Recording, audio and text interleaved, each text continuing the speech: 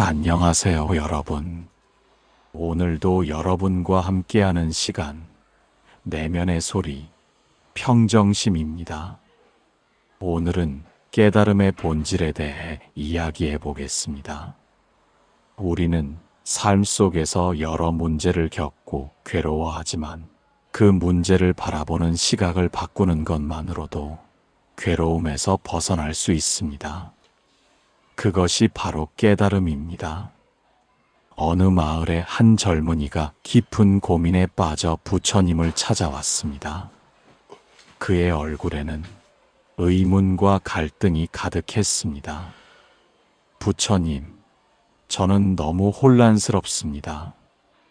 브라만 사제들은 강에서 목욕하면 모든 죄가 씻긴다고 가르칩니다. 하지만 저는 그게 정말 사실인지 확신할 수 없습니다. 부처님께서는 어떻게 생각하십니까? 부처님은 부드러운 미소를 지으며 그를 바라보았습니다. 그리고는 조용히 물었습니다. 강가 강에는 많은 물고기들이 살고 있지 않느냐? 젊은이는 당황하며 고개를 끄덕였습니다. 네, 그렇습니다. 그렇다면 그 물고기들이 가장 먼저 하늘나라에 가야 하지 않겠느냐? 그들은 날마다 그 강에서 살아가니 그들의 죄는 이미 모두 씻긴 것이 아니겠느냐? 젊은이는 그제야 부처님의 뜻을 깨닫고 머리를 조아렸습니다. 아, 그렇군요. 부처님, 저는 그저 누군가의 말을 그대로 믿고 따르려 했습니다. 부처님은 조용히 말했습니다. 깨달음이란 남의 말을 맹목적으로 믿는 것이 아니라 스스로 생각하고 의심하며 진리를 찾는 것입니다. 젊은이는 마음이 한결 가벼워진 듯 고개를 끄덕이며 자리를 떠났습니다. 얼마 후 또 다른 제자가 부처님을 찾아왔습니다. 그녀는 한숨을 쉬며 하소연했습니다. 부처님, 저는 남편 때문에 너무 힘듭니다. 남편은 돈을 많이 벌지만 저에게는 생활비만 조금 주고 모든 재산을 혼자 관리합니다. 저는 이렇게 사는 것이 너무 억울합니다. 부처님은 그녀를 조용히 바라보다가 물었습니다. 그대의 남편은 가난한가? 아닙니다. 부자입니다. 하지만 저에게는 돈을 아껴서 줍니다. 그렇다면 남편이 사업이 망하고 아무것도 가지지 못하게 된다면 더 나아질 것인가? 여인은 당황하며 대답하지 못했습니다. 부처님은 미소를 지으며 말했습니다. 그대는 지금 한 면만 보고 있습니다. 남편이 가난해지면 그대가 받는 돈도 줄어들 것입니다. 그러나 지금처럼 남편이 부자라면 결국 그 재산은 언젠가 그대의 것이 될 가능성이 크지 않겠느냐? 여인은 그제야 깨닫고 얼굴을 밝히며 말했습니다.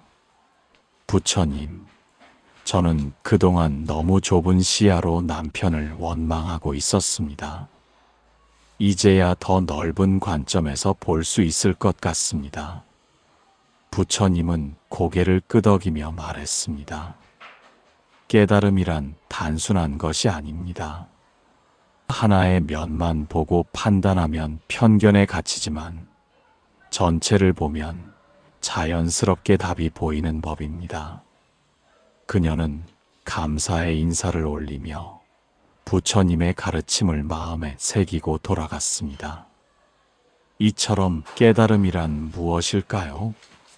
깨달음은 지금 여기 내 마음이 고요하고 적정한 상태를 유지하는 것입니다. 또한 무지에서 벗어나 깨어있는 상태를 의미합니다. 부처님은 진리에 대한 의문에 단순한 답을 주시는 것이 아니라 질문자가 스스로 깨닫도록 유도하셨습니다. 깨달음은 지식의 축적이 아니라 깊은 이해와 통찰에서 비롯됩니다. 단순히 많은 경전을 읽거나 외우는 것이 깨달음을 의미하는 것은 아닙니다. 오히려 자신의 내면을 들여다보고 현실을 있는 그대로 직시하며 모든 집착과 번뇌에서 자유로워지는 것이 깨달음의 본질입니다. 부처님께서는 모든 것은 변한다는 무상의 진리를 설하셨고, 이를 깨닫는 것이 수행자의 궁극적인 목표라고 하셨습니다. 그렇다면 우리가 깨달음을 얻기 위해서는 어떻게 해야 할까요? 또 다른 이야기를 해드리겠습니다. 어느 작은 마을에 진이라는 젊은 수행자가 살고 있었습니다. 그는 어린 시절부터 깨달음에 대한 갈망을 품고 있었으며 세상의 진리를 찾기 위해 깊은 산속 사찰에서 수행을 시작했습니다. 그의 하루는 해가 뜨기 전 일어나 명상을 하고 주변을 돌보며 조용한 삶을 사는 것으로 이루어져 있었습니다. 진은 항상 자문했습니다. 깨달음이란 무엇입니까? 그는 여러 경전을 읽고 스승에게 배우며 수행을 거듭했지만 여전히 답을 찾지 못했습니다.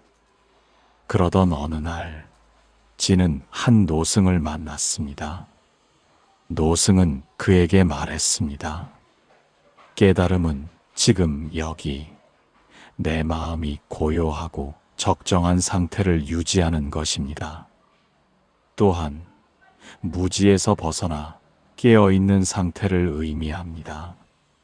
진은 노승의 말을 곱씹으며 자신이 놓치고 있는 것이 무엇인지 고민했습니다.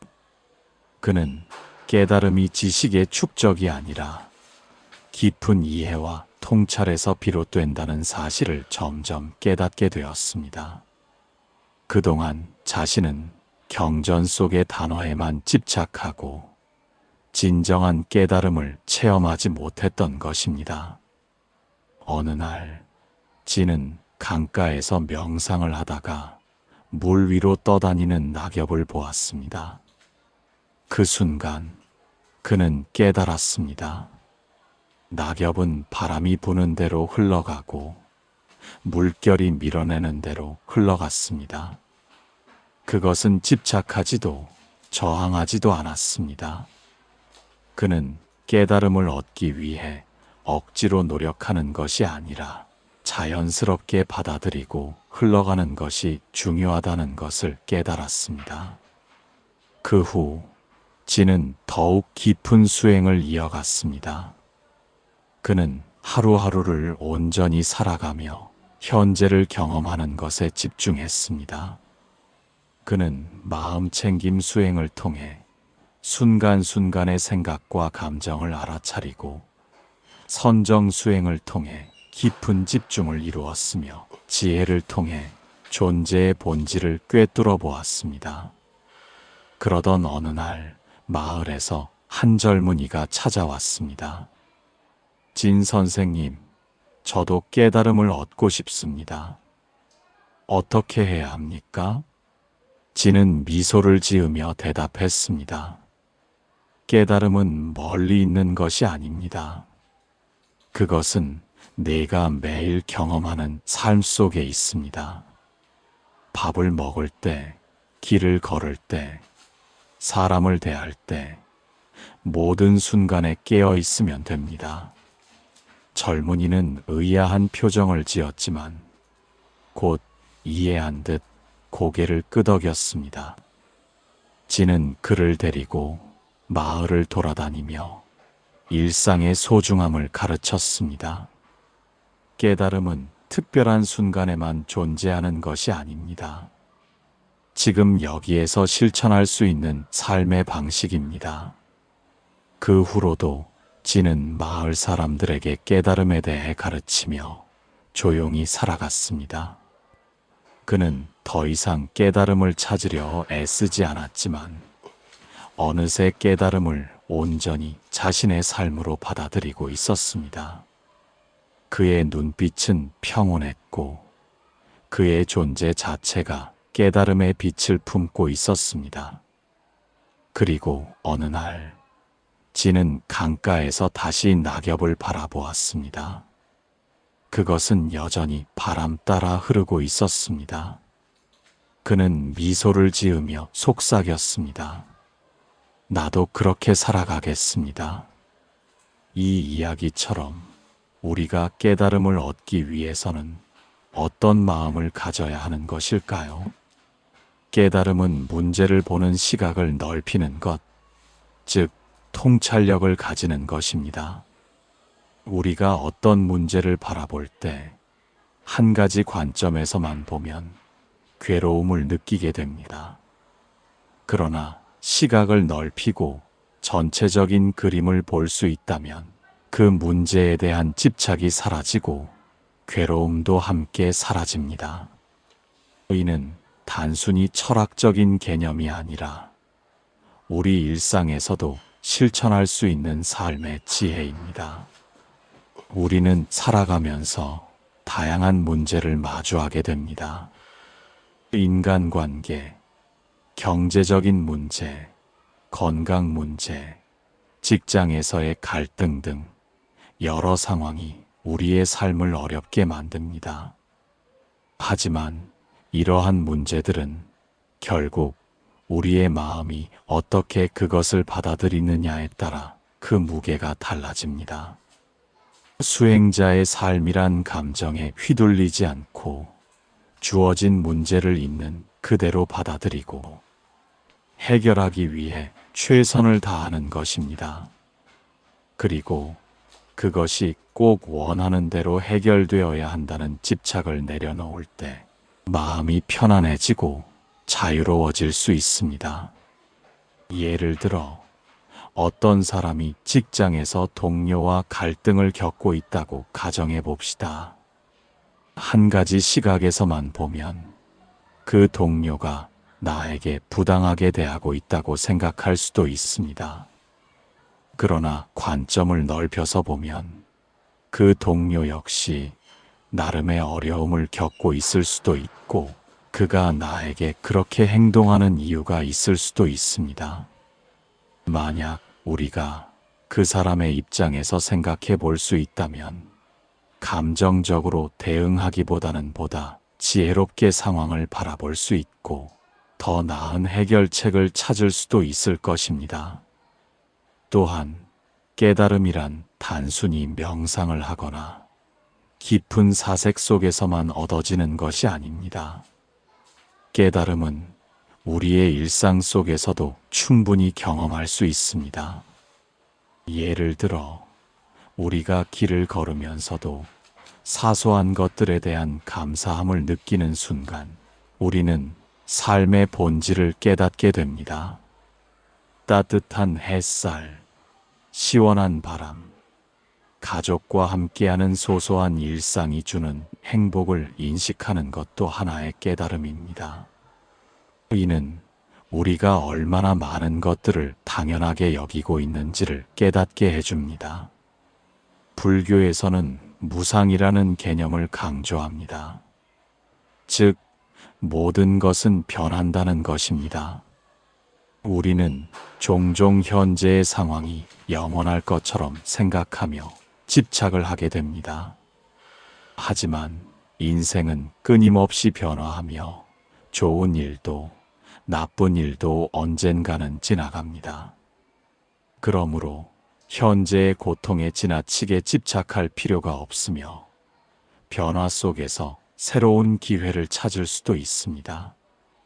우리가 한 발짝 물러나 전체적인 흐름을 바라본다면 고통은 더 이상 절대적인 것이 아니며 단지 변화의 한 과정일 뿐임을 깨닫게 됩니다. 이처럼 깨달음을 얻기 위해서는 마음의 여유를 가지는 것이 중요합니다. 우리가 바쁘게 살아가면서도 잠시 멈춰서 자신을 돌아보는 시간이 필요합니다. 하루 중 짧은 시간이라도 자신과 대화를 나누고 현재의 감정을 들여다보는 것이 도움이 됩니다. 또한 명상이나 깊은 호흡을 통해 마음을 고요하게 하는 것도 효과적인 방법입니다. 이러한 습관을 통해 우리는 감정에 휩쓸리지 않고 더 넓은 시각으로 문제를 바라볼 수 있게 됩니다. 이러한 깨달음의 과정에서 중요한 또 하나의 요소는 비움입니다. 우리는 너무 많은 생각과 감정, 그리고 집착 속에서 살아갑니다. 하지만 불필요한 것들을 내려놓을 때 마음이 더 가벼워지고 자유로워집니다. 예를 들어, 과거의 상처를 계속 되새기고 있다면 그것은 현재를 살아가는데 큰 장애가 될 수 있습니다. 과거는 이미 지나갔고 미래는 아직 오지 않았습니다. 우리가 집중해야 할 것은 지금 이 순간입니다. 현재를 온전히 살아갈 때 우리는 진정한 의미의 깨달음을 경험할 수 있습니다. 깨달음은 우리가 먼 곳에서 찾아야 할 어떤 특별한 것이 아닙니다. 그것은 우리 삶 속에, 우리의 일상 속에 이미 존재하고 있습니다. 많은 사람들은 깨달음을 마치 오랜 수행 끝에 도달해야 하는 어떤 신비로운 경지로 생각하지만 사실 깨달음은 우리가 지금 이 순간에도 경험할 수 있는 것입니다. 부처님께서는 모든 존재는 본래 부처이다라고 말씀하셨습니다. 이는 우리가 이미 깨달음의 성품을 가지고 있다는 의미입니다. 하지만 우리는 그것을 깨닫지 못한 채 살아갑니다. 깨달음은 외부에서 찾아야 하는 것이 아니라 우리의 마음을 바로 보는 것에서 시작됩니다. 그것은 이미 우리 안에 존재하고 있으며 우리가 어떻게 바라보느냐에 따라 드러나기도 하고 가려지기도 합니다. 삶은 늘 예상치 못한 일들로 가득 차 있습니다. 때로는 기쁘고 행복한 일들이 찾아오기도 하지만 때로는 슬프고 힘든 순간도 경험하게 됩니다. 그러나 이러한 삶의 흐름을 받아들이는 태도에 따라 우리의 마음 상태는 달라집니다. 문제를 문제로만 보면 그것은 고통이 됩니다. 하지만 문제를 배움의 기회로 바라보면 그것은 성장의 과정이 됩니다. 우리가 삶의 문제를 바라보는 시각을 바꾸는 순간 우리는 더 이상 괴로움 속에 머물러 있지 않습니다. 모든 것이 깨달음으로 가는 길이 될 수 있습니다. 누군가 나를 비난한다고 가정해 봅시다. 우리는 흔히 이런 상황에서 분노하거나 상처받기 쉽습니다. 하지만 시각을 바꿔서 바라보면 비난을 통해 나 자신을 돌아볼 기회를 얻을 수도 있습니다. 그 비난이 사실이라면 그것을 받아들여 스스로를 발전시킬 수 있습니다. 만약 사실이 아니라면 비난을 통해 내 마음의 흔들림을 관찰하며 집착을 내려놓을 수도 있습니다. 결국 어떠한 상황도 우리의 수행과 깨달음의 과정이 될 수 있습니다. 부처님께서 말씀하신 일체계고라는 가르침도 같은 의미를 담고 있습니다. 인생은 고통이 따르는 법이지만 그 고통 속에서 진리를 찾고 깨달음을 얻을 수 있습니다. 중요한 것은 우리가 그것을 어떻게 바라보느냐입니다. 우리는 하루하루를 살아가며 수많은 감정에 휩싸이곤 합니다. 기쁨, 슬픔, 분노, 불안 등 다양한 감정들이 우리 마음을 흔들어 놓습니다. 하지만 그러한 감정에 휩쓸리지 않고 고요한 마음을 유지하는 것이 깨달음의 길을 걷는 첫걸음이 됩니다.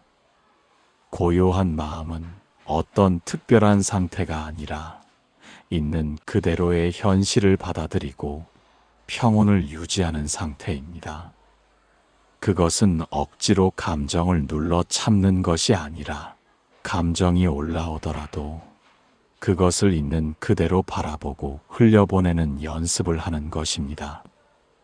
불교에서는 이러한 마음 상태를 평정심이라고 합니다. 평정심을 기르기 위해서는 매일 마음을 다스리는 연습이 필요합니다. 명상, 호흡 조절, 간단한 마음 챙김 수행을 통해 우리는 점점 더 고요한 마음을 유지할 수 있습니다. 고요한 마음이 있을 때 우리는 삶을 더 명확하게 볼 수 있습니다. 감정에 휘둘리지 않고 순간순간을 온전히 경험하며 있는 그대로의 삶을 받아들일 수 있습니다. 깨달음은 결국 이런 고요한 마음에서 비롯됩니다. 하루를 감사하는 마음으로 시작하고 마무리하는 것도 깨달음의 실천입니다. 우리는 흔히 삶에서 부족한 것, 원하는 것에 집중하며 살아갑니다. 하지만 이미 우리가 가지고 있는 것들에 감사하는 순간, 삶은 더욱 풍요로워집니다. 매일 아침 눈을 뜨면서 오늘도 살아있음에 감사합니다 라고 생각하는 것만으로도 하루가 달라질 수 있습니다. 작은 일에도 감사하는 마음을 가지면 우리는 점점 더 행복과 평온을 느낄 수 있습니다. 깨달음은 멀리 있지 않습니다. 지금 이 순간 우리의 마음 속에 존재합니다. 오늘도 고요한 마음으로 하루를 보내며 삶 속에서 깨달음을 발견하시길 바랍니다. 감사합니다.